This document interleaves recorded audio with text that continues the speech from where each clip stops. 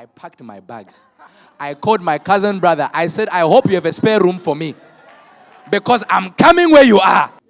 Before your visa is rejected at the home office, in the realm of the spirit is rejected. Because although we are operating in the visible world, the rules we operate by are of the invincible world. You are walking here wondering, how come I came in this world for free? I don't feel like there is any marketplace. The reason why you cannot recognize it's a marketplace is because you are the product.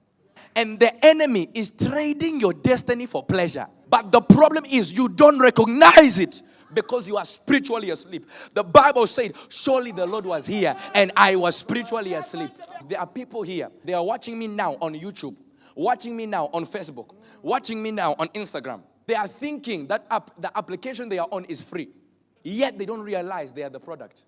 It is the attention that is being bought on a daily basis. What you don't know is that spiritually, transactions are taking place upon that platform of transaction. So imagine that Joseph was in the house of Potiphar. Everything was succeeding. And when the wife of Potiphar went for Joseph, he weighed his destiny with the temporary pleasure, gratification of his flesh at that time. He weighed both scales and he came to the realization that my destiny is heavier. So then she caught him by his garment, saying, lie with me. And he left his garment in her hand and fled and got him out. Listen, when you see sin, don't negotiate with the enemy. Run. Never negotiate with evil. You can never underestimate the power of someone that is still breathing. The Bible said, suffer not a wish to live. The moment you see that there is inclination of sin rising up, kill it at the root. And the only way it dies is by fire. Don't negotiate with sin. This is why I told you that time that some things don't need prayer. I was in this luxury hotel in a place called Piccadilly. One of my cousin brothers, he's also staying in London as well. Now you see us, we don't sleep. So I left my hotel in Piccadilly, maybe early hours, 12 o'clock. Now I'm at his place and it's just a few minutes over. How are you? We're talking, we're laughing. And he's a great brother of mine and appears in so many photos with me because we love each other a lot. That doesn't mean if you see the person appear in a photo with me, we are close, please. That person may be a scammer. Beware of them. I've gone to his place. And I'm now leaving the place around 2 a.m. I said it's getting really late. I now get the driver to come, whether there was a Range Rover or whatever it was. I'm in this vehicle.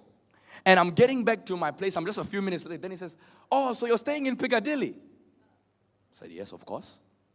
Then he said, so tonight you're going to be partying, you're going to be enjoying. Listen, these Uber drivers, I just entertain them. So I say, of course. Now, we're getting closer to the hotel.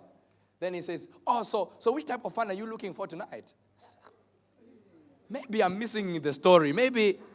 So what type are you looking for? Black, Indian. I said, this brother has got a different revelation that I say, yeah?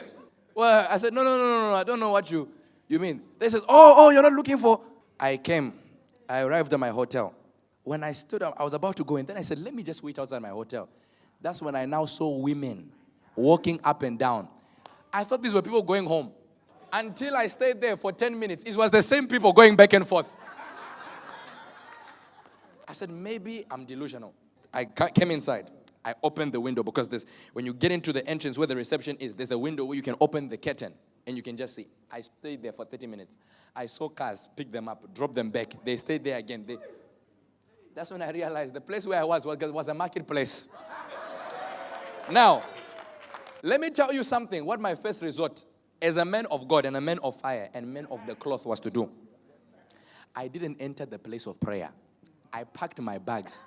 I called my cousin brother. I said, I hope you have a spare room for me, because I'm coming where you are. Satan, get thee behind me.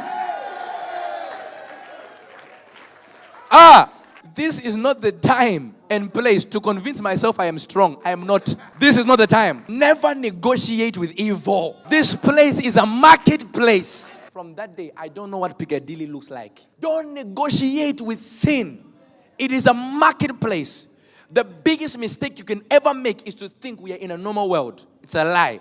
The book of Ephesians, chapter 6, verse 12. For we wrestle not against flesh and blood, but against principalities, against powers, against the rulers of the darkness of this world, against spiritual wickedness in high places. First things first, what you must note is that the moment you accept Christ into your life, you have placed your name into the ballot box of becoming a contender against evil.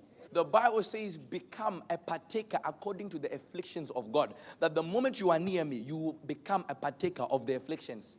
It is not something that could take place possibly. It is a definite article.